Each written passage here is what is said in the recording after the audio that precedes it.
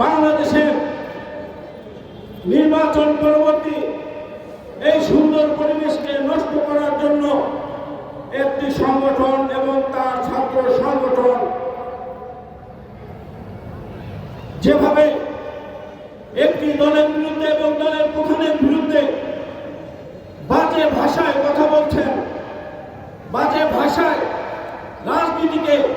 রাজনীতির পরিস্থিতিকে গরম করার জন্য যেভাবে তারা বাজে ভাষায় প্রধানমন্ত্রীর সম্বন্ধে বক্তব্য দিচ্ছেন, আমরা সেটা ধিক্কার জানাই। বন্ধুরা আমার, ছাত্র শিবির ছাত্র দলকে বিভিন্নভাবে হেয় প্রতিপন্ন করার জন্য, প্রধানমন্ত্রীকে হেয় প্রতিপন্ন করার জন্য বাজেভাবে বক্তব্য দেয়। কিন্তু বিগত দিনের ছাত্রলীগ আর বর্তমান ছাত্র শিবির আমরা যদি সামনের সারিতে দেখি তাহলে মনে হয় আমরা ছাত্রলীগের মিছিলটাই দেখছি।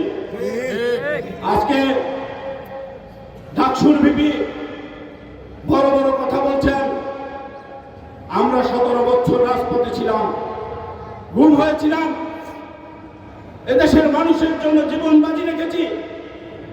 আমরা কিন্তু দেশকে ভালোবাসি, এই গণতন্ত্র স্বাধীনতা রক্ষার জন্য এখনো রাজপথে জীবন দিতে প্রস্তুত। কিন্তু আপনারা নিজেদের স্বার্থ হাসিল করার জন্য যেভাবে বেহায়াপনা করছেন, ক্ষমতায় না আসতে পেরে যেভাবে পাগলামি করছেন, পাগলের মতো হয়ে গেছেন, সেই পাগলামি কিন্তু ঠান্ডা করার ক্ষমতায় বাংলাদেশের জনগণের আছে। আমরা বলছি কোন রকম রাজপথ গরম করার চেষ্টা করবেন না, তাহলে কিন্তু আমরা সেই শিক্ষা দিয়ে দেব কিভাবে রাজপথে জবাব দিতে হয়, সেই শিক্ষা কিন্তু আমরা নিয়েছি বন্ধুরা। সেজন্য সকলকে সংযতার সহিত মুখের ভাষা ঠিক করে প্রধানমন্ত্রী সম্পর্কে বক্তব্য দেওয়ার অনুরোধ করছি।